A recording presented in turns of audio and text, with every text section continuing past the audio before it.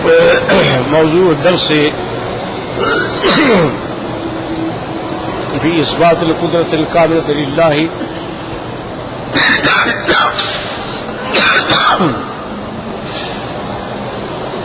وإثبات المعاد والرد للمشركين سورة الملك تفسیر ابن کثیر. الحمد للہ رب العالمین والصلاة والسلام على اشرف الانبیاء وسید المرسلین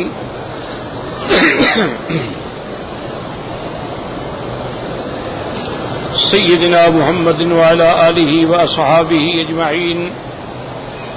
اللهم صل على سيدنا محمد وعلى آل سيدنا محمد كما صليت على إبراهيم وعلى آل إبراهيم في العالمين إنك حميد مجيد.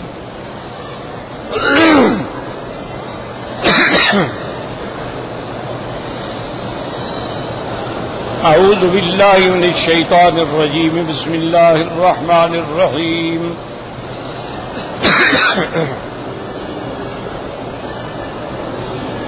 قل هو الذي ذراكم في الأرض أي بثكم ونشركم في أقطار الأرض وأرجائها مع اختلاف ألسنتكم في لغاتكم وألوانكم وأحلاكم وأشكالكم وصوركم.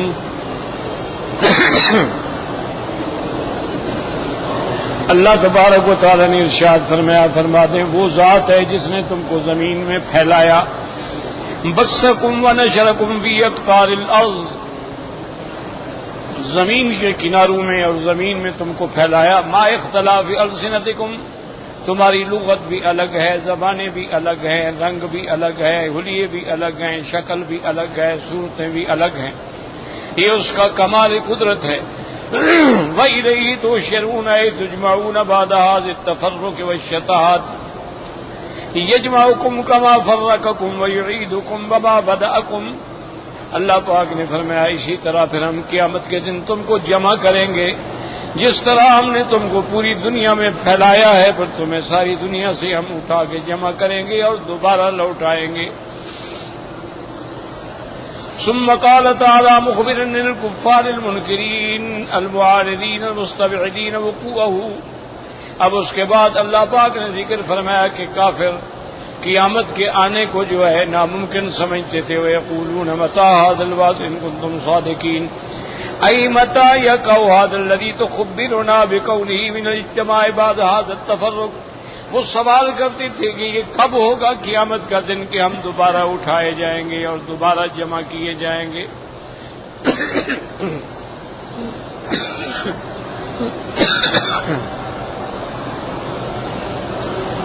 قل انما العلم عند الله اي لا يعلم وقت ذلك على التعيين الا الله عز وجل لكنه امرني ان اخبركم ان هذا قائن وواقع لا محالة فاحذروه. اللہ نے فرمایا میرے محبوب آپ ان کو بتلا دیں کہ اس کا علم تعین کا اللہ کے سوا کسی کے پاس نہیں ہے کہ قیامت کب ہوگی. مجھے اللہ نے یہ حکم دیا ہے کہ میں آپ لوگوں کو قیامت سے ڈراؤں، آپ کو بتلاؤں کہ قیامت کا مسئلہ جو ہے وہ حق ہے اور آپ اللہ سے ڈریں، عذاب قبر سے ڈریں، عذاب آخرت سے ڈریں. وَإِنَّمَا أَنَا نَذِيرٌ مُّبِينٌ وَإِنَّمَا عَلَيَّ الْبَلَاغُ وَقَدْ أَدَّيْتُهُ إِلَيْكُمْ. میری ذمہ داری یہ ہے کہ میں اللہ تعالیٰ نے جو فرمایا ہے تم تک پہنچا دوں اور الحمدللہ میں نے تم تک پہنچا دی ہے ہر بات. قال اللہ تعالیٰ فَلَمَّا رَأَوْهُ زُلْفَةً سِيئَتْ وُجُوهُ الَّذِينَ كَفَرُوا أي لما قامت القيامة وشاهدها الكفار ورأوا أن الأمر كان قريبا لأن كل ما هو آت من طال زمنه فلما وقع ما كذبوا به ساءهم ذلك بما يعلمون بعدهم هناك من الشر فأحاط بهم ذلك وجاءوا من أمر الله ما لم يكن لهم في بال ولا حساب. اب مفسر رحمۃ اللہ علیہ فرماتی ہیں کہ جب قیامت قائم ہو جائے گی اور کفار مشاہدہ کر لیں گے اور یقین ہو جائے گا کہ قیامت آ رہی ہے، آنے والی ہے، اور ہر آنے والی چیز جو ہے وہ قریب ہوتی ہے چاہے جتنا وقت گزر جائے. فلما وقع ما كذبوا به جب قیامت آ گئی تو اب تکذیب نہیں کر سکتے، لیکن ان کو قیامت کا آنا جو ہے بڑا دو بھر گزرا، کیونکہ ان کو پتا تھا کہ ہمارے لیے وہاں عذاب کے سوا کچھ بھی نہیں ہے۔ فَأَحَاطَ بِهِمْ ذَلِكَ وَجَاءَهُم مِّنْ أَمْرِ اللَّهِ، اور اللہ کے عذاب نے ان کو اپنے گھیرے میں لے لیا اور ایسی طرف سے پکڑ آئی جو ان کے گمان اور خیال میں بھی نہیں تھی۔ وَبَدَا لَهُم مِّنَ اللَّهِ مَا لَمْ يَكُونُوا يَحْتَسِبُونَ، اب اللہ کی طرف سے ہر چیز ظاہر ہو گئی، واضح ہو گئی جس کا ان کو گمان نہیں تھا۔ وَبَدَا لَهُمْ سَيِّئَاتُ مَا عَمِلُوا، اور جو انہوں نے برے عمل کیے تھے وہ بھی سامنے آ گئے۔ وَحَاقَ بِهِم مَّا كَانُوا بِهِ يَسْتَهْزِئُونَ، اور جس چیز کا وہ انکار کرتے تھے، استہزاء کرتے تھے، اب عذاب نے ان کو اپنے اندر گھیر لیا ہے۔ وَلِهَذَا يُقَالُ لَهُمْ عَلَىٰ وَجْهِ التَّقْرِيرِ وَالتَّوْبِيخِ، اسی لیے ان کو بطور توبیخ کہا جائے گا، هَٰذَا الَّذِي كُنتُم بِهِ تَدَّعُونَ أَيْ تَسْتَعْجِلُونَ، یہ ہے وہ قیامت جس کا تم تقاضا کرتے تھے کہ جلدی آ جائے، آ گئی ہے تو اب اپنے انجام کو دیکھ لیں۔ اور اس کے بعد اللہ فرماتے ہیں قُلْ أَرَأَيْتُمْ إِنْ أَهْلَكَنِيَ اللَّهُ وَمَن مَّعِيَ أَوْ رَحِمَنَا فَمَن يُجِيرُ الْكَافِرِينَ مِنْ عَذَابٍ أَلِيمٍ قُلْ هُوَ الرَّحْمَنُ آمَنَّا بِهِ وَعَلَيْهِ تَوَكَّلْنَا وَتَعْلَمُونَ مَنْ هُوَ فِي ضَلَالٍ مُّبِينٍ قُلْ أَرَأَيْتُمْ إِنْ أَصْبَحَ مَاؤُكُمْ غَوْرًا فَمَن يَأْتِيكُم بِمَاءٍ مَّعِينٍ اللَّهُ يَقُولُ تَعَالَىٰ قُلْ يَا مُحَمَّدُ صلی اللہ علیہ وسلم لِهَٰؤُلَاءِ الْمُشْرِكِينَ بِاللَّهِ الْجَاحِدِينَ لِنِعَمِهِ أَرَأَيْتُمْ إِنْ أَهْلَكَنِيَ اللَّهُ وَمَن مَّعِيَ أَوْ رَحِمَنَا فَمَن يُجِيرُ الْكَافِرِينَ مِنْ عَذَابٍ أَلِيمٍ خَلِّصُوا أَنفُسَكُمْ فَإِنَّهُ لَا مُنقِذَ لَكُم مِّنَ اللَّهِ إِلَّا التَّوْبَةَ وَالْإِنَابَةَ وَالرُّجُوعُ إِلَىٰ دِينِهِ وَلَا يَنفَعُكُمْ وُقُوعُ مَا تَتَمَنَّوْنَ لَنَا مِنَ الْعَذَابِ وَالنَّكَالِ فَسَوَاءٌ عَذَّبَنَا اللَّهُ أَوْ رَحِمَنَا فَلَا مَنَاصَ لَكُم مِّن نَّكَالِهِ وَعَذَابِهِ الْعَلِيمِ الْوَاقِعِ بِكُمْ ثم قال تعالیٰ قل هو الرحمن آمنا به وعلیہ توکلنا۔ اب اللہ پاک نے ارشاد فرمایا کہ میرے مدنی صلی اللہ علیہ وسلم آپ ان کو کھل کے کہہ دیں کہ اگر اللہ تبارک و تعالیٰ مجھے بھی اور جو میرے ساتھ ہے سب کو ہلاک کر دے تو کون ہمیں بچا سکتا ہے، اور پھر تمہیں اس کا کیا فائدہ ہوگا؟ تو ہم تو نہیں بچ سکتے، جب ہم نہیں بچ سکیں گے تو پھر تم کیسے بچ سکتے؟ تو اس لیے اللہ تبارک و تعالیٰ یاد رکھیں اس کی قدرت کاملہ ہے، وہ جو چاہیں فرما دیں۔ اس لیے اللہ تبارک و تعالیٰ فرماتے ہیں یفعل ما یشاء ویحکم ما یرید، وہ جو چاہے کرے اور جو چاہیں فیصلہ فرما دیں، کیونکہ اس کی شان ہے فعال لما یرید۔ اسی طرح دوسرے مقام پہ اللہ نے فرمایا کہ عیسیٰ علیہ السلام کو خدا سمجھنے والوں، عیسیٰ علیہ السلام کو خدا کا بیٹا ماننے والوں یا عقیدہ تثلیث رکھنے والوں، ان اراد اللہ ان یہلک عیسی ابن مریم وامہ ومن معہ، اگر اللہ چاہے تو عیسیٰ ابن مریم ان کی امت سب کو ہلاک کر دے تو کون بچانے والا ہے؟ کوئی اللہ تبارک و تعالیٰ سے چھڑانے والا نہیں ہے۔ اسی لیے اللہ تبارک و تعالیٰ کے پیغمبر سیدنا ابراہیم الخلیل علیہ الصلوۃ والسلام نے اپنے ابا سے کیا کہا تھا؟ یہی باتیں کی کہ یا ابت لم تعبد ما لا يسمع ولا يبصر ولا يغني عنك شيئا، اور آگے جا کہتے ہیں یا ابت انی اخاف ان يمسك عذاب من الرحمن فتكون للشیطان ولیا، میرے ابا اگر اللہ کا عذاب تمہیں پکڑ لے تو کیا کرو گے؟ تم شیطان کے دوست ہو، شیطان تمہاری مدد کرے گا۔ تو اس لیے اس مسئلے کو سمجھ لیں کہ توحید کا معنی ہی یہ ہوتا ہے، صرف یہ نہیں ہے کہ آپ کلمہ پڑھ لیں، یہی آج سب سے بڑی غلط فہمی ہے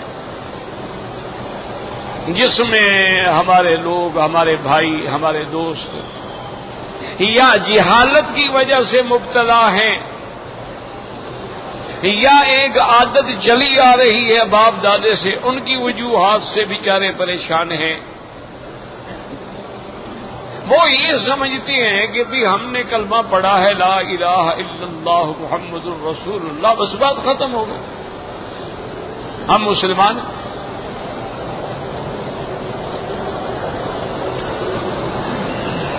لیکن یاد رکھیں کہ جہاں اللہ نے یہ حکم دیا ہے وہاں یہ بھی فرمایا کہ فَعْلَمْ، صرف اللہ کو ماننا نہیں بلکہ جاننا بھی ہے، صرف مان لینے سے مسئلہ حل نہیں ہوتا۔ فَعْلَمْ أَنَّهُ لَا إِلَٰهَ إِلَّا اللَّهُ، جانو کہ وہ کوئی معبود برحق نہیں مگر اللہ۔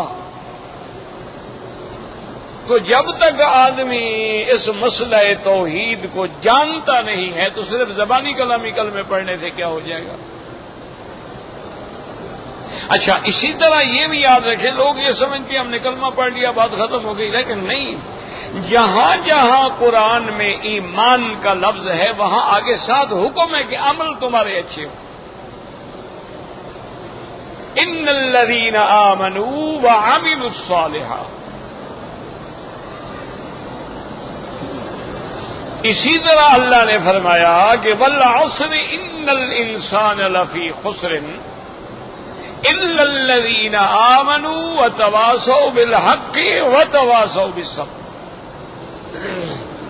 ان الذین آمنوا وعملوا الصالحات كانت لهم جنات الفردوس نزلا وبشر الذین آمنوا وعملوا الصالحات۔ میرے مدنی کے ساتھیوں کے بارے میں کیا فرمایا؟ محمد الرسول اللہ والذین معہ اشداء علی الکفار رحماء بینہم تراہم رکعا سجدا یبتغون فضلا من اللہ ورضوانا۔ تو ایمان کا معنی ہی یہ ہوتا ہے کہ صرف زبان پہ نہ ہو، اگر زبان پہ ہے اور دل میں ہے ہی نہیں وہ منافق ہے، اگر دل میں ہے اور زبان پہ نہیں ہے پھر بھی وہ مسلمان نہیں ہے، اگر دل میں بھی ہے زبان پہ بھی ہے لیکن اعمال صالحہ نہیں ہے تو وہ بے ثمر درخت ہے جس کی کوئی قیمت نہیں، اور بے ثمر درخت کو کاٹ دیا جاتا ہے، وہ جلانے کے کام آتا ہے اور وہ کسی کام نہیں ہے۔ اسی لیے ایمان کی جو کامل اور جامع تعریف ہے وہ سمجھ لیں کہ تصدیق بالقلب، دل میں یقین ہو کہ میں جو کہہ رہا ہوں دل کے ساتھ کہہ رہا ہوں، وَإِقْرَارٌ بِاللِّسَانِ، اور زبان کے ساتھ اقرار ہو، وَعَمَلٌ بِالْأَرْكَانِ، اور جتنے اللہ نے تمہیں آزاد دیے ہیں وہ اس پہ گواہی دیں۔ اللہ نے حکم دیا نماز کا، نماز پڑھ رہا ہے، اللہ نے حکم دیا زکوٰۃ کا، زکوٰۃ دے رہا ہے، اللہ نے حکم دیا یہ حلال ہے، یہ حرام ہے، یہ فرائض ہیں، یہ منکرات ہیں، یہ زواجر ہیں، یہ نواہی ہیں، تمام پر ایمان لانا اور ان کے مطابق زندگی گزارنے کے بعد آپ کہہ سکتے ہیں کہ ہم مسلمان ہیں۔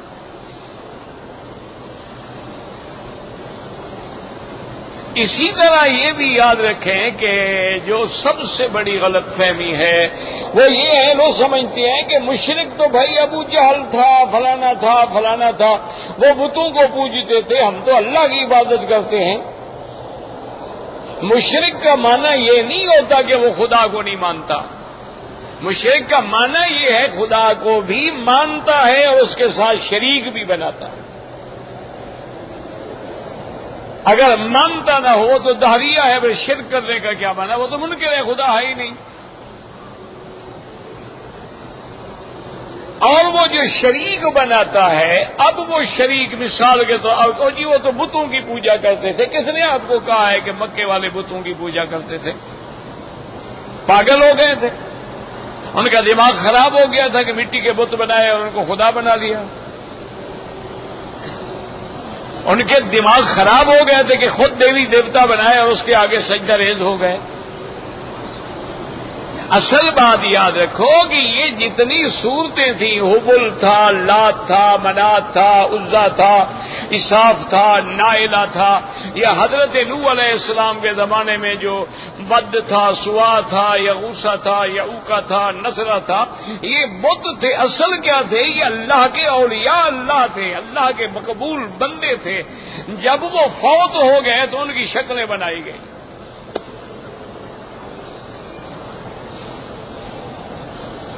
ابتدائے شرک جو ہے یاد رکھو اسی طرح ہوئی کہ نوح علیہ السلام کے زمانے میں جو عباد صالحین تھے، اللہ کے مقربین تھے، اولیاء اللہ تھے، ان کی جب وفات ہوئی تو شیطان نے لوگوں کے دل میں ایک انسان کی شکل میں، بزرگ کی شکل میں آ کے بڑی ہمدردانہ تقریریں کی کہ یار اللہ والے تو سب جا رہے ہیں، اب ان کے جانے کے بعد پھر ہمارا کیا ہوگا؟ تو انہوں نے کہا بھئی کیا کریں؟ انہوں نے کہا کم از کم ہم ان کی شکلیں تو بنا لیں، ان کی صورتیں بنا لیں، یاد تو کیا کریں گے.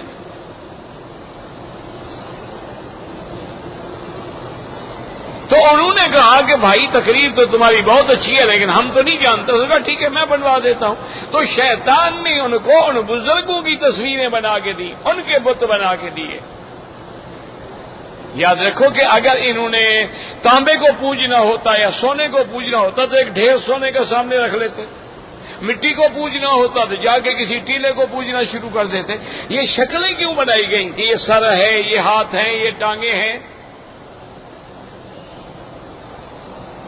اور میرے آقا آمنہ کے لال رحمت دو جہاں صلی اللہ علیہ وسلم جب کعبہ شریف میں داخل ہوئے تو حضرت ابراہیم کی تصویر بنی ہوئی، حضرت اسماعیل کی تصویر بنی ہوئی، حضرت عیسیٰ ابن مریم کا اسٹیچو بنا ہوا، بی بی مریم کا اسکیچ بنا.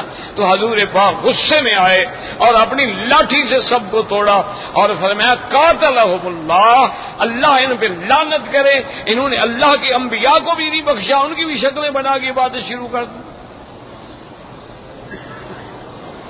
تو یاد رکھیں کہ لات ہے. لات کیا ہے؟ کان رجلا صالحا یلت السویکا، ایک مکے میں رہنے والا بڑا اللہ کا ولی تھا، عابد تھا، فقیر تھا، بزرگ تھا. حاجی جب آتے بیچارہ ستو گھول گھول کے حاجیوں کو پلایا کرتا تھا. جب وہ مر گیا اس کی شکل بنا کے باتیں شروع ہو. بعد میں بت بنائے ہیں کہ یہ ملائکہ کی شکل ہے. اسی لیے آپ دیکھیں کہ دیویاں بھی ہیں، دیوتا بھی ہیں. ان کے عقیدے میں ملائکہ جو ہیں یہ اللہ کی بیٹیاں ہیں، لہذا ان بیٹیوں کی شکل جو بنائی گئی تو دیویاں بن گئی، اور جو مردوں کی شکل بنائی گئی وہ دیوتا بن گئے. جب مکہ مکرمہ فتح ہو گیا، اللہ نے اسلام کو غلبہ دے دیا.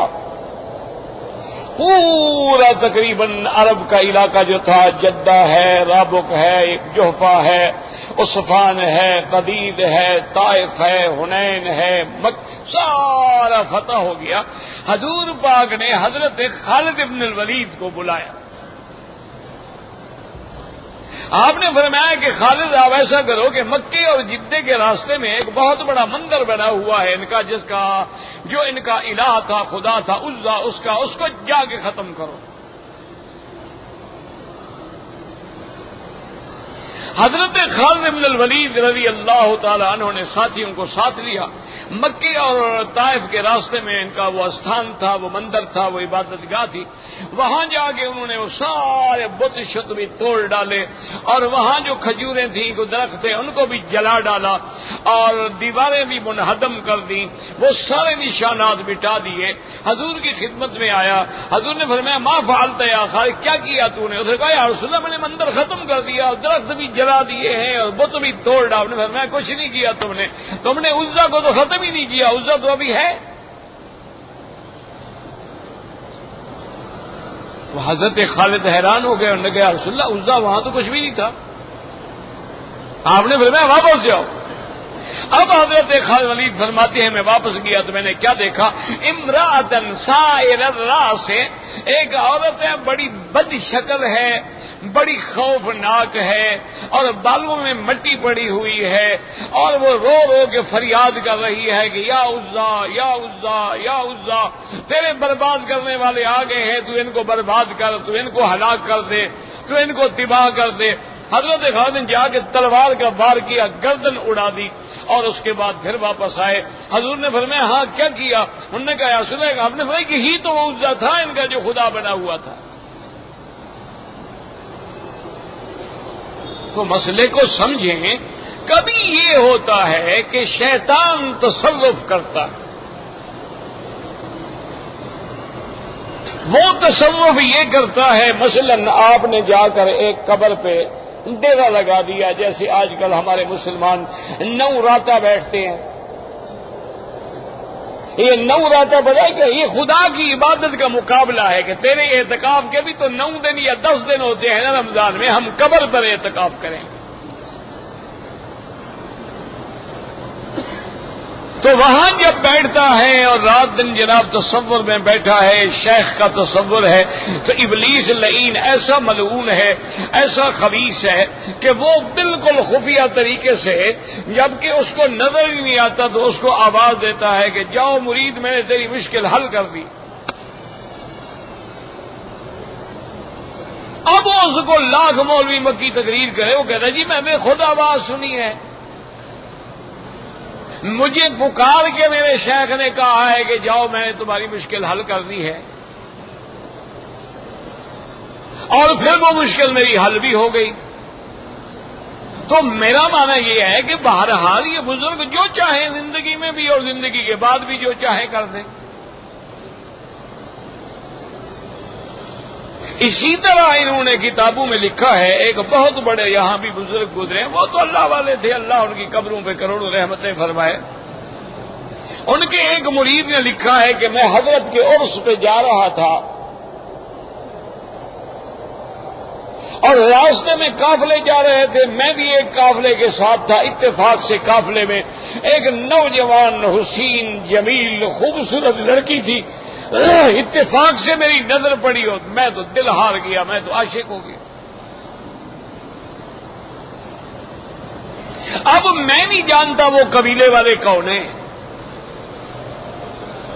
اور پھر وہ مجھے نہیں جانتے ہیں. بہرحال روتے روتے جوتے صبر کرتے رہے حتیٰ کہ ہم اپنے حضرت شیخ بدوی کی مزار پہ پہنچ گئے. جب وہ کہتا ہے میں مزار پہ پہنچا تو میں نے ساری رات مزار کے پاس بیٹھ کے روتا رہا میں اپنی مشکل میں کہ یا حضرت میں تو ایک لڑکی کے عشق میں برباد ہو گیا. کہتے روتے روتے مجھے نیند آ گئی تو مجھے اپنے شیخ کی زیارت ہوئی. نے فرمایا کہ رونا چھونا دھونا بند کر دو، جاؤ وہ لڑکی ہم نے تم کو دیا.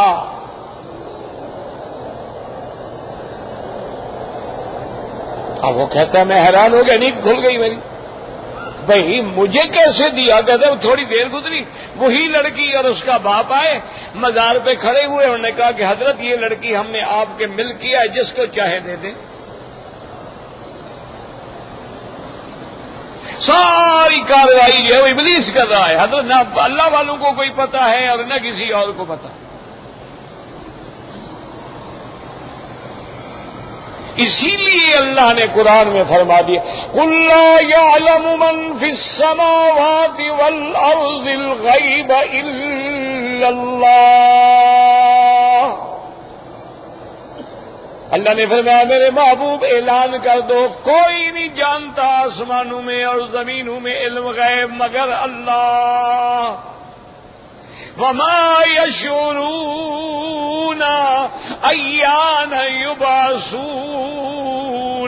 اور یہ جو بزرگ فوت ہو گئے ہیں، اولیاء اللہ فوت ہو گئے ہیں، شہداء فوت ہو گئے ہیں، ان کو تو خود یہ بھی پتہ نہیں کہ ہم نے قبروں سے کب اٹھنا ہے، تو یہ تیرا حال کیسے جانتے ہیں؟ ان کو تو اپنے اٹھنے کا بھی پتہ نہیں ہے. یعنی حیرت ہوتی ہے، کمال ہوتا ہے. کلمے پڑھنے والا ہو، کعبے کو سجدہ کرنے والا ہو، نبی پاک کو ماننے والا ہو، اور پھر یہ عقیدے رکھتے ہیں کہ جناب ہمیں تو جب بھی مشکل آتی ہے ہم تو اپنے مرشد کی مزار کے بیٹھ جاتے ہیں اور وہیں سے ہمیں فرما دیتے ہیں اور اس کے مطابق ہماری مشکلیں حل ہو جاتی.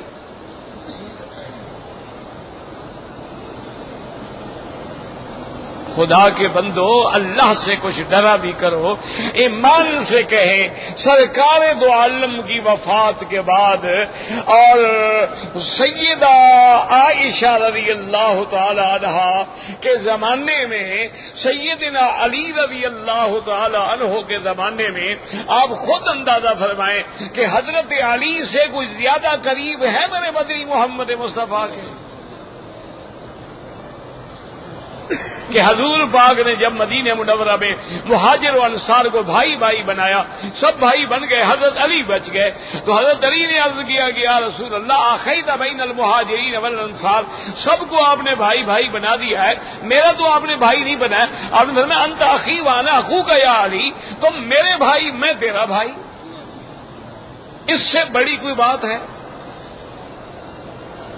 آپ نے فرمایا انت منی بمنزلۃ ہارون من موسیٰ، حضرت علی تم میرے لیے ایسے ہو جیسے ہارون موسیٰ علیہ السلام کا بھائی تھا۔ اور اسی طرح حضور نے فرمایا کہ لا یبغضک الا منافق ولا یحبک الا مؤمن، کہ یا علی تم سے محبت وہ کرے گا جو ایمان والا ہے، اور تم سے بغض وہ رکھے گا جو منافق ہے۔ یعنی اتنا مقام ہے حضرت علی کا۔ اور بی بی عائشہ صدیقہ بنت صدیق رضی اللہ تعالی عنہ کا اتنا بڑا مقام ہے، امہات المومنین ہے، حضور کے نصف دین کی وارث ہے، حضور کی محبوبہ ہے، اور جس کی شان میں اللہ نے آیت تیمم اتاری ہے، اور جس کے لیے مسجد عائشہ کا عمرہ قیامت تک ہو رہا ہے، وہ سیدہ عائشہ ہے۔ لیکن حضرت عثمان کے قتل پر دونوں میں اختلاف ہو گیا، دونوں میں جنگ ہو گئی، ہزاروں صحابہ شہید ہو گئے۔ انہوں نے یہ دعویٰ تو نہیں کیا کہ چلو حضور کی مزار پہ جا کے پوچھ لیتے ہیں، جھگڑا کیوں کرتے ہو بھائی؟ انہوں نے بھی یہ مسئلہ نہیں پوچھا۔ حضرت حسین کو کربلا میں بلایا گیا، انہوں نے بھی نہیں کہا یار میں پہلے حضور کے روضے پہ جا کے پوچھ لوں گی کہ میں حضرت جاؤں یا نہ جاؤں۔ صحابہ حضرت علی اور حضرت معاویہ کی جنگ ہوئی، ہزاروں صحابہ شہید ہو گئے، لیکن کسی نے یہ جرت نہیں کی کہ ہم جا کے حضور سے پوچھ لیں۔ اور آج ایک عام آدمی کہے کہ جناب مجھے تو جو بات پوچھنی ہوتی ہے میں خود حضور سے پوچھ کے لکھتا ہوں۔ اگر میرے ایک آدمی نے لکھا کہ میں تفسیر قرآن لکھ رہا ہوں اور یہ تفسیر قرآن ایسی ہے کہ میں حضور سے پوچھتا ہوں، حضور بتاتے ہیں اور میں لکھتا ہوں۔ ہم نے تو بھائی 1400 سال میں یہ پہلی دفعہ دعویٰ سنا ہے۔ اچھا کمال یہ ہے اس نے کہا کہ یہ تفسیر جو ہے میں اردو میں صرف نہیں بلکہ انگریزی میں بھی لکھ رہا ہوں، انگریزی میں بھی حضور بولتے ہیں، زندگی میں آپ نہیں بولے۔ انا للہ و انا الیہ، مجھے بھیجی ہے باقاعدہ کہ جی آپ پڑھیں اور اپنی رائے کا اظہار، کہ میں نے چپ کر کے رکھ دی۔ میں نے کہا کیا رائے کا اظہار؟ جب ایک آدمی اتنا پڑھا لکھا ہو، قرآن کا علم رکھتا ہو، اور اس کے بعد اتنا بڑا دعویٰ تو آج تک صحابہ نے بھی نہیں کیا۔ بعض صحابہ رضی اللہ تعالیٰ عنہ حسرت فرماتے رہے کہ کاش قرآن کے فلاں لفظ کے بارے میں ہم نے حضور سے نہ پوچھا، اور حضور کی وفات ہو گئی۔ کلالہ کے بارے میں حضرت عمر پریشان رہے، فاقیہۃ و ابا کے بارے میں حضرت ابو بکر رضی اللہ تعالیٰ عنہ پریشان رہے۔ جب آپ سے پوچھا گیا کہ فاقیہ ابا کا کیا معنی ہے، آپ نے فرمایا ایو سماء تذلنی و ایو ارض تقلنی، کون سا آسمان ہے جو مجھے چھت دے گا اور کون سی زمین ہے جو میرا بوجھ اٹھائے گی؟ میں اللہ کے قرآن میں ایسی بات کہوں جس کا مجھے علم نہ ہو؟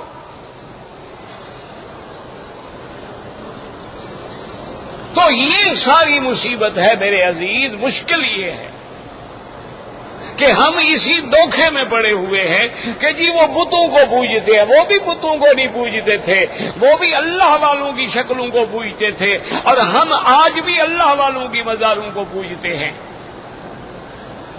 کوئی آسمان زمین کا فرق نہیں ہے۔ وہ تازیوں کو سجدہ کرتا ہے، وہ دیوی دیوتے کو سجدہ کرتا ہے، ہم قبروں پہ سجدہ کرتے ہیں، کوئی فرق نہیں ہے۔ وہ یا جبریل پکارتا ہے، تم یا نبی پکارتے ہو، وہ یا غوث پکارتا ہے، تم یا داتا پکارتے ہو، کیا فرق ہے؟ یہ بلا وجہ دھوکہ جی ہم تو کلمہ پڑھتے ہیں، یہ کہاں لکھا ہوا ہے کلمہ بھی پڑھتے رہو؟ اگر وضو ہے تمہارا، ہوا نکل جائے وضو رہے گا؟ ہوا نکل جائے نماز ہو جائے گی؟ تو کلمے کے ساتھ شرک آ جائے تو کلمہ کھڑا ہوا ہے، وہ ایسا امرت دھارا ہے، وہ کہیں نہیں جاتا۔ جب نوا کے بھی ایمان پر آؤ گے تو ایمان بھی تو ختم ہو جائے گا نا۔ اگر کوئی قادیانی بن جاتا ہے ایمان ختم ہو گیا، کوئی خارجی بن جاتا ہے، کوئی منکر قرآن بن جاتا ہے، کوئی منکر حدیث بن جاتا ہے، لاکھ کلمے پڑھتا رہے۔ آج کل آپ دیکھ رہے ہیں جتنے اسلامی نام ہیں، اسلامی شعائر ہیں، وہ تو سارے قادیانیوں کے پاس ہیں۔ وہ اپنے آپ کو احمدی کہتے ہیں، ان کی عورتوں کے نام میں امت الحبیب، امت الفلان، امت الفلاں کے نام ہوتے ہیں۔ ان کے مردوں کے نام بھی آپ دیکھ لیں، محمود ہوگا، ظفر ہوگا، اسلامی نام ہوں گے، پگڑی باندھتے ہیں، نمازیں پڑھتے ہیں، اس کے باوجود یعنی کیا آپ ان کو مسلمان سمجھیں گے؟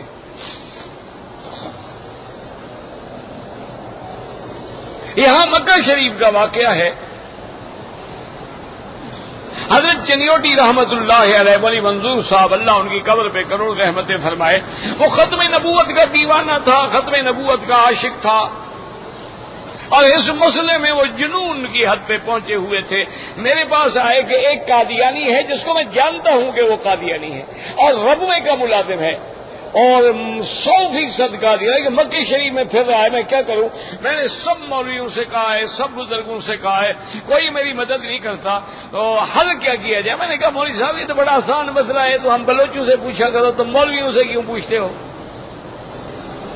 میں نے کہا کیا مطلب؟ میں نے کہا اس کو پکڑ کے مارو 2-4 اور پیچھے میں تمہارے 2 آدمی کھڑا کر دوں گا، چونکہ وہ تکڑا ہو تو تمہیں نہ مار لینا، تو جب مارو گے پولیس آ جائے گی پکڑ لے گی، ہم بھی آ جائیں گے، مسئلہ حل ہو جائے گا۔ مولوی صاحب تو جوش والا بندہ تھا، وہ مقام ابراہیم پہ نماز پڑھ رہا تھا، اس کو نماز کی حضرت پکڑ کے رکھے تو اب وہ بھڑکنے لگا، تو ہمارے آدمی بھی کھڑے تھے، انہوں نے پکڑ لیا، انہوں نے کہا کیا ہے؟ انہوں نے کہا میں نماز پڑھ رہا ہوں۔ نے کہا کافر کے بچے، کافر کی کیا نماز ہے؟ ابو جہل نماز پڑھ رہا ہو تو میں دیکھتا رہوں گا۔ پولیس نے پکڑ لیا لڑائی کی وجہ سے، ان کو تو پتہ نہیں نا قادیانی کیا بلا ہوتے ہیں۔ انہوں نے دیکھا مولوی ہے، میں بھی ادھر سے چلتا ہوا ساتھ مل گیا، جب وہاں گئے آفیسر بیٹھا ہوا تھا، وہ مجھے جانتا تھا، السلام علیکم کیا، بٹھایا، قہوہ شوا پلایا، اس نے کہا مکی صاحب یہ آپ کا عالم ہے، بزرگ ہے، مولوی ہے، دیکھو ایک آدمی نماز پڑھ رہا ہے اس کو مارتا ہے۔ میں نے کہا مولوی صاحب سے پوچھنا چاہیے نا حضرت، آپ کے پاس جو انکوائری آ گئی آپ پوچھیں۔ انہوں نے کہا حضرت یہ قادیانی ہے، یہ حضور کو نبوی نہیں مانتے ہیں، مسلمان نہیں ہے، کافر اگر اللہ کے حرم میں ہو تو اللہ کے قرآن نے حکم دیا ہے کہ اس کو نہیں آنا چاہیے، میں نے تو ایمان کی غیرت کی وجہ سے اس کو مارا ہے، جو مجھے سزا دیں۔ تو آفیسر نے اس کو دیکھا کہ ہاں بھائی بتاؤ کیا بات ہے؟ خود نے کہا جناب یہ مولوی لوگ ہیں، یہ تو سب کو کافر کہتے ہیں، دیوبندی کہتے ہیں بریلوی کافر ہیں، بریلوی کہتے ہیں دیوبندی کافر ہیں، شیعہ کہتے ہیں سنی کافر ہیں، سنی کہتے ہیں شیعہ کافر ہیں، ان کو تو بیماری پڑ گئی ہے۔ حالانکہ حضور کی حدیث ہے کہ من صلی صلاتنا واستقبل قبلتنا واکل ذبیحتنا فہو منا، پڑھا لکھا آدمی تھا وہ۔ اور نے کہا حضور فرماتے ہیں جو ہماری نماز کی طرح نماز پڑھے، ہمارے قبلے کی طرف رخ کرے اور ہمارا ذبح کردہ جانور کھا لے وہ ہماری جماعت سے ہے۔ میں نماز پڑھ رہا ہوں، مقام ابراہیم پہ کھڑا ہوں، کلمہ پڑھ رہا ہوں، اور اس کے بعد اگر آپ اپنا کوئی گوشت ووشت کھلانا چاہیں میں کھانے کے لیے بھی تیار ہوں، پھر میں کیسے کافر ہو گیا؟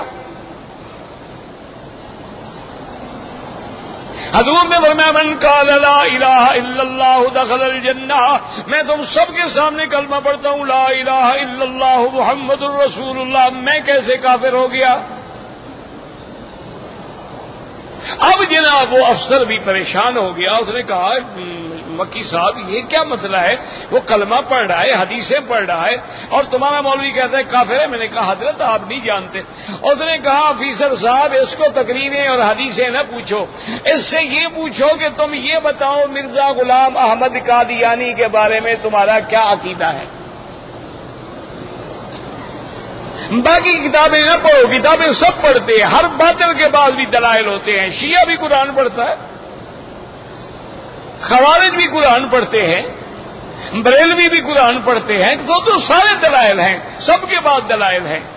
انہوں نے کہا جی ایک سیدھی بات اسے پوچھیں کہ مرزا غلام احمد قادیانی کے بارے میں تمہارا کیا عقیدہ ہے، بس اتنی بات پوچھ لیں۔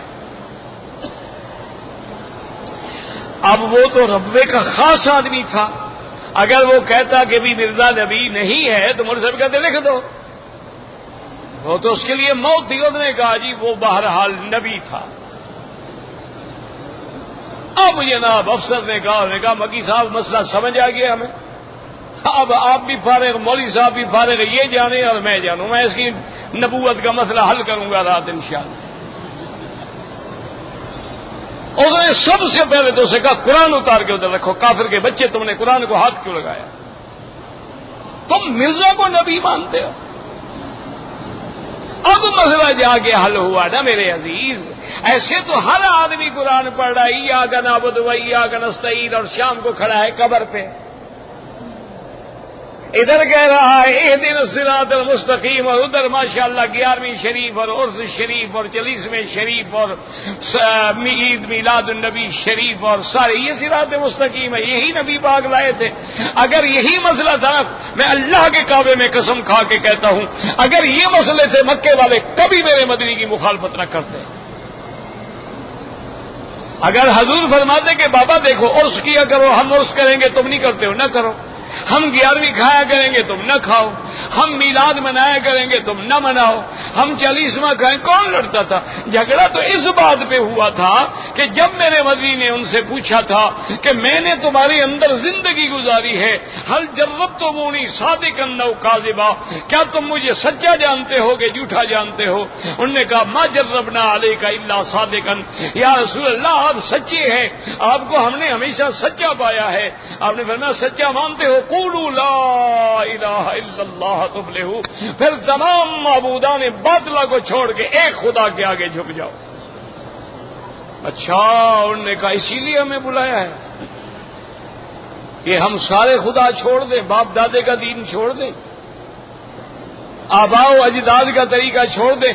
اسی لیے بدبخت ابی لہب نے کہا تھا تبا لک لہذا جمعتنا، کہ محمد مصطفیٰ تمہارے لیے ہلاکت ہو، اسی لیے ہمیں اکٹھا کیا تھا۔ اللہ نے فرمایا میرا مدنی تیرے دشمن کو میں جواب دوں گا، انا کفیناک المستہزئین، فرمایا تبت یدا ابی لہب وتب ما اغنا عنہ مالہ وما کسب۔ اللہ نے فرمایا تو نے تو میرے مدنی کو ایک دفعہ تبن کہا ہے، تجھے قیامت تک ہر بندہ تبت یدا پڑھتا رہے گا۔ تو اس لیے اللہ نے فرمایا قل ارأیتم، بتلاؤ تم مجھے، ان اہلکنی اللہ ومن معی، اگر مجھے اللہ اور میرے ساتھیوں کو ہلاک کر دیں یا رحم کریں تمہیں کیا ہوگا؟ وَمَن يُجِيرُ الْكَافِرِينَ مِنْ عَذَابٍ أَلِيمٍ، تم یہ بتاؤ مشرک کو تمہیں کون چھڑائے گا؟ اور پھر آگے اللہ کے نبی نے وضاحت کر دی قُلْ هُوَ الرَّحْمَنُ آمَنَّا بِهِ علیہ توکلنا، ہمارا بھروسہ اللہ پر ہے، آمنا برب العالمین الرحمن الرحیم وعلیہ توکلنا فی جمیع امورنا، ہمارا ہر معاملے میں اللہ پہ توکل ہے، جیسے اللہ نے حکم دیا فاعبدہ وتوکل علیہ، میرا مدنی عبادت بھی اللہ کی کرو، بھروسہ بھی اللہ پہ رکھو۔ اور آگے تحدید ہے فَسَتَعْلَمُونَ مَنْ هُوَ فِي ضَلَالٍ مُبِينٍ اے منا ومنکم ومن تکون العاقبۃ فی الدنیا والآخرہ، اللہ نے فرمایا ان کو کہو کہ آنے والے وقت میں جان لو گے کہ بھٹکا ہوا کون ہے۔ ثم قال تعالی اظہار الرحمت فی خلقہ قل ارأیتم ان اصبح ماؤکم غورا ای ذاہبا فی الارض الى اسفل فلا ینال بالفؤوس الحداد والسوائد الشداد والغائر اقصى الناب ولهذا قال ربكم یاتیکم بماء معین، اللہ نے فرمایا اگر میں تمہارے پانی کو زمین میں دفن کر دوں کون نکالے گا؟ اینا بھی ان سائی ان جال اللہ وجہ اللہ لا یقدر ذلك الا اللہ عز وجل، ومن فضله وكرمه أن أنباركم الرياح وأجراها في سائر أقطار الأرض بحسب ما يحتاج لعباده من الكسب والكسب بالله الحمد والمنہ. اللہ تبارک و تعالی نے فرمایا یہ میرے احسان ہے کہ تمہاری حیات جو ہے وہ پانی پہ ہے، اور میں نے تمہیں پوری دنیا کے اندر پانی عطا فرما دیا ہے، چشموں کے ذریعے بھی عطا فرما دیا ہے، برف کے ذریعے بھی عطا فرما دیا ہے، بادلوں کے ذریعے بھی عطا فرما دیا ہے، آسمانوں سے بھی اتار کے تمہیں پانی دیا ہے. میں تمہیں حیات دینا چاہتا ہوں اور تم جہنم لینا چاہتے ہو. کیا کر رہے ہو؟ اللہم ارزقنا الجنۃ الفردوس الاعلی. دعا کریں کہ اللہ سب کا خاتمہ ایمان پہ فرما دے اور ہر کلمے پڑھنے والے کو صحیح عقیدہ نصیب فرما دے.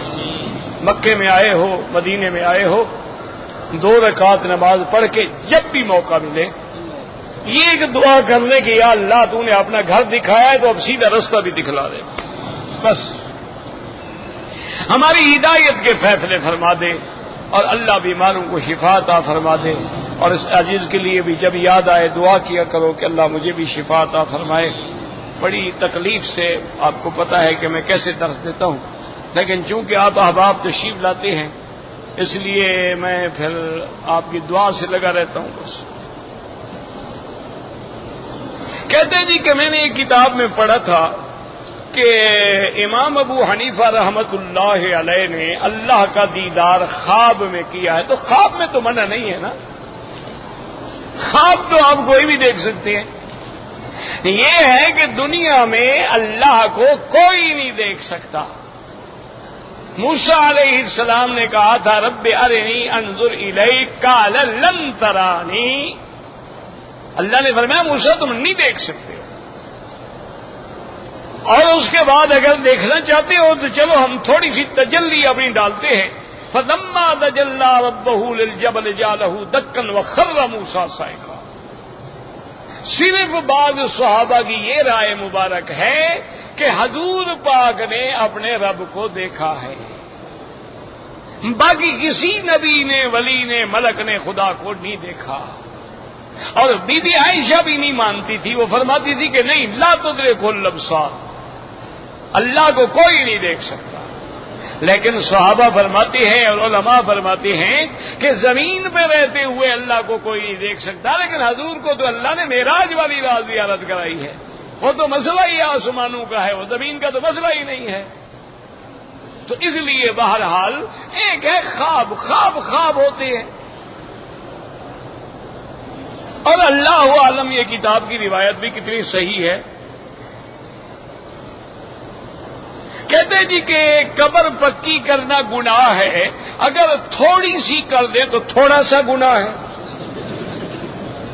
یعنی مردے کو بھی گناہ سے نہیں چھڑانا چاہتے ہو تم، خدا کا خوف کرو.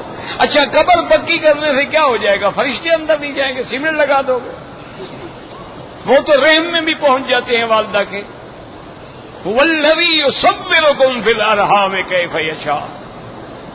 تو یہ غلط. ہاں ایک ہے کہ بعض علاقے کی کچے کی زمینیں ہوتی ہیں قبر ٹھہر نہیں سکتی، وہاں مجبوراً آپ اینٹیں لگا سکتے ہیں، لیکن وہ بھی پکی ہوئی نہ لگائیں.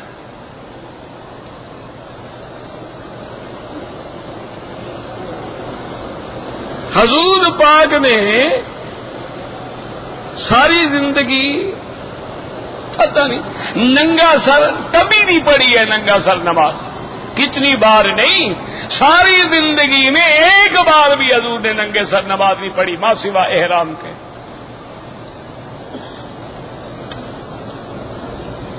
قضا نمازیں بالکل ادا کریں. حضور کی نمازیں قضا ہوئی، آپ نے ادا کی ہیں، یہ کوئی مسئلہ ہے؟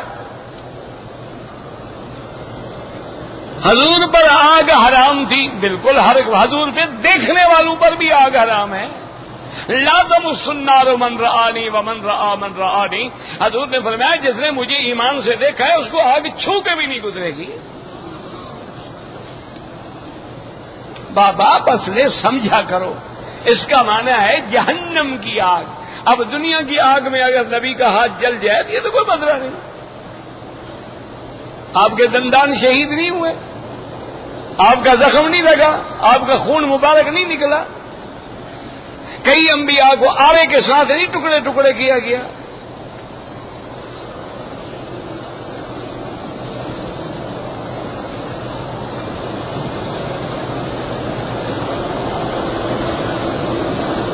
کہتے جی کہ آپ لوگ بالکل آپ نے بڑی اچھی بات کی ہے کہ ہماری ہر مسجد میں دیہات ہو یا شہر ہو درس قرآن کھولے جائیں. بڑی اچھی بات ہے.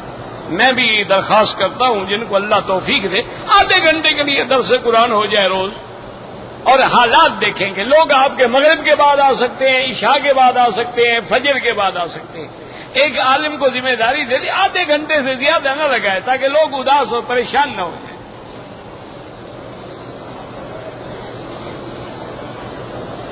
کسی کتاب میں نہیں لکھا ہوا کہ حضور کے طفیل مانگو تو اللہ خوش ہوتا ہے ورنہ ناراض ہوتا ہے. اللہ نے جب خود کہا ادعونی مجھ سے مانگو,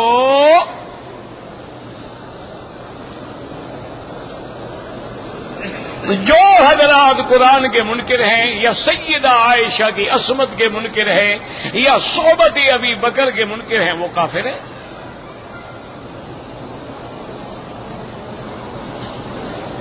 بورا جو ہے اللہ عالم وہ بھی کوئی شیعہ کی قسم ہے. بہرحال میں زیادہ جانتا نہیں, ویسے سنا یہی ہے کہ بوہری جو ہے یہ بھی شیعہ کی کوئی قسم ہے.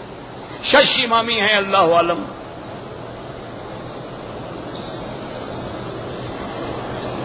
میں اسکول چلاتا ہوں, لڑکیاں جوان پڑھتی ہیں, سلام کرتی ہیں, بالکل سلام کا جواب بھی نہ دیں نہ ان کو دیکھیں. یہاں بھی لڑکیوں کے سکول ہیں, یہاں بھی یونیورسٹیاں ہیں لڑکیوں کی, عورتیں عورتوں کو پڑھاتی ہیں. اگر پروفیسر کی ضرورت ہو وہ دوسرے کمرے میں بیٹھ کے مائکروفون پہ پڑھاتا ہے, ان کے سامنے نہیں آتا.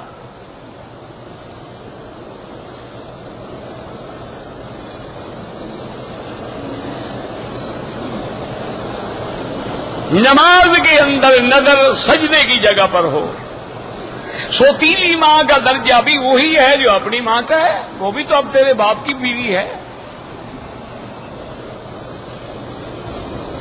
اگر سیدھی نماز ہے حنفی حضرات کو نہیں پڑھنا چاہیے, اگر حنبلی اور شافعی ہے تو وہ فاتحہ پڑھ سکتے ہیں. جو بکرا یا مرغی یا جانور باہر کے ملکوں سے آ رہے ہیں ان کا کوئی اعتبار نہیں حلال ہونے کا.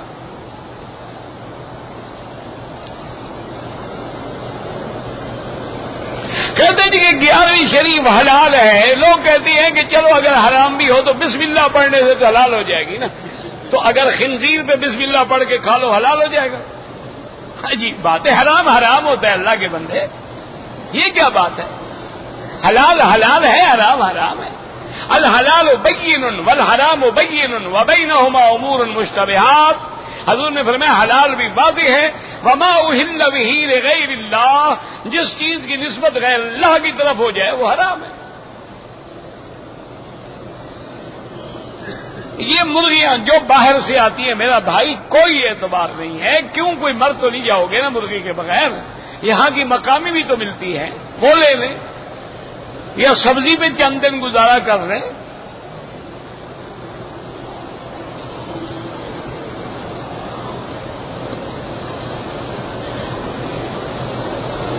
ہمارے کچھ حاجی تھے, بعض لوگوں نے مزدلفہ میں خیمے لگائے, چھوڑ کے چلے گئے تو وہ خیمہ اٹھا کے لے آئے. بعض نے احرام چھوڑے ہوئے, وہ یہی کام کرتے ہیں, یہ حج کرنے گئے تھے. کسی کا خیمہ اٹھاتے ہیں, کسی کے احرام اٹھاتے ہیں, بالکل اتنے پیسے خیرات کرو.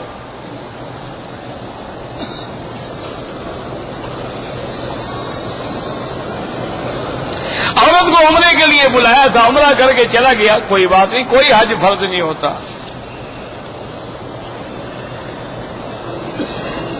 شغل انفاقون کا معنی ہی یہی ہوتا ہے کہ میاں بیوی جنت کے اندر اپنے اس تلذذ کو حاصل کریں گے, خوشی حاصل کریں گے. نماز کے آگے بالکل نہ گزریں. نماز کا معنی ہی, عبادت کا معنی ہی تذلل ہوتا ہے.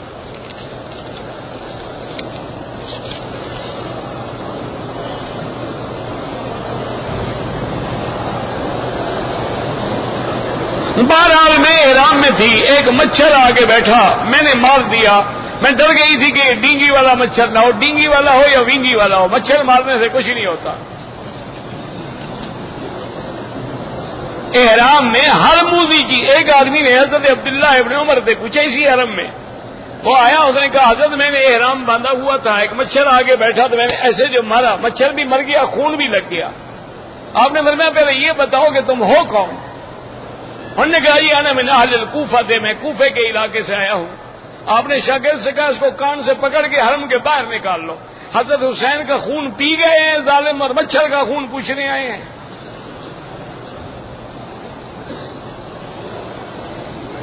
کچھ نہیں ہوتا مچھر مارنے سے، جتنے حرم میں مچھر ہیں سب مار ڈالو. شراب کی عادت چھڑوانی ہو تو کیا کیا جائے؟ اس کو دین والوں کے ساتھ رکھو، اللہ والوں کی صحبت میں رکھو، اس کو غلط ماحول میں نہ جانے دو، 2-4 دن کی تکلیف کے بعد ٹھیک ہو جائے گا.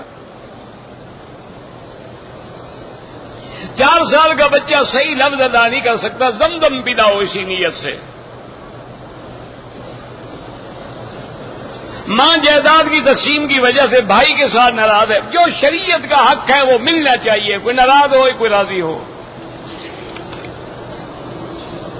نفل پڑھ کے جس کو ثواب دینا چاہے دے سکتے ہیں. امام کے پیچھے حنفی ہے تو فاتحہ نہ پڑھے، شافعی ہے پڑھا کرے. اگر ہم نماز نفل پڑھ رہے ہیں سجدے میں دعا کر سکتے ہیں، وہ دعا جو حدیث میں ہے، اپنی زبان میں نہ شروع ہو جانا.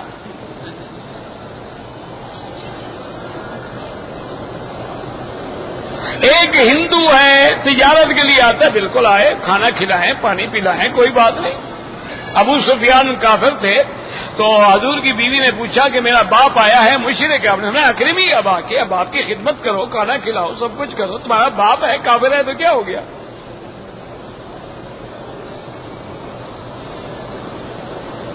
کہتے جی ہمارے علاقے میں مولوی رمضان میں قرآن اتنی جلدی پڑھاتے ہیں، تم جیسے جلدی نماز پڑھتے ہو، امام بھی تو ایسے بھی لے گے نا، تم بھی ٹکرے مارتے ہو، وہ بھی یعلمون تلمون یعلمون تلمون کرتے رہتے ہیں. بس دوران طواف اگر جنازہ آ جائے، پڑھنے نہ پڑھے. اگر صفا مروہ کرتے وضو ٹوٹ جائے، بغیر وضو کے بھی جائز ہے. افضل یہ ہے کہ وضو کر لو، مشکل کیا ہے، حمام ساتھ کھڑے ہیں. عصر کی نماز میں قرات اونچا نہیں پڑھا جاتا ہے، کوئی لفظ اونچا پڑھا جائے تاکہ لوگ سمجھ سکیں کہ پڑھ رہا ہے امام. اور جب امام پڑھے گا مانا ہے ہمارے لیے چپ رہنا ہے. حج کرنے والے کو اگر کوئی کہے میرا سلام عرض کریں تو بالکل کریں. دعا اللہ سے مانگیں اور کعبے کی طرف رخ کر کے مانگیں. دعا صرف اللہ کا حق ہے. اگر آپ نے سر پہ اس طرح پھروائیں یا جتنے بال ہیں چوتھا حصہ کٹ جائے سارے سر کا. سرکار دو عالم نے ہمیشہ پگڑی اور ٹوپی پہنی ہے. لاؤڈ سپیکر کی آواز میں تو اونچی نہیں کر سکتا، آپ دعا کریں، اللہ کرے گا ہو جائے گا. پہلے ہم مدینہ منورہ چلے گئے اور مدینے سے احرام باندھ کے آئے، بالکل ٹھیک ہے.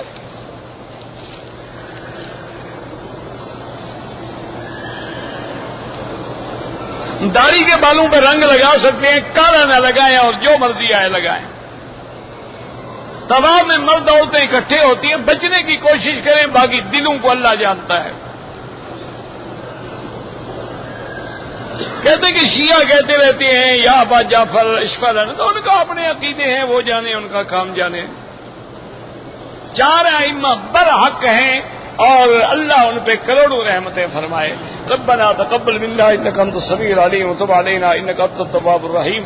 اللهم فرج هم المهمومين، نفس كرب المكروبين، واقض الدين عن المدينين، واشفنا واشف مرضانا ومرضى المسلمين. ربنا آتنا في الدنيا حسنة وفي الآخرة حسنة وقنا عذاب النار. صلى الله تعالى على خير خلقه سيدنا محمد وعلى آله وصحبه أجمعين.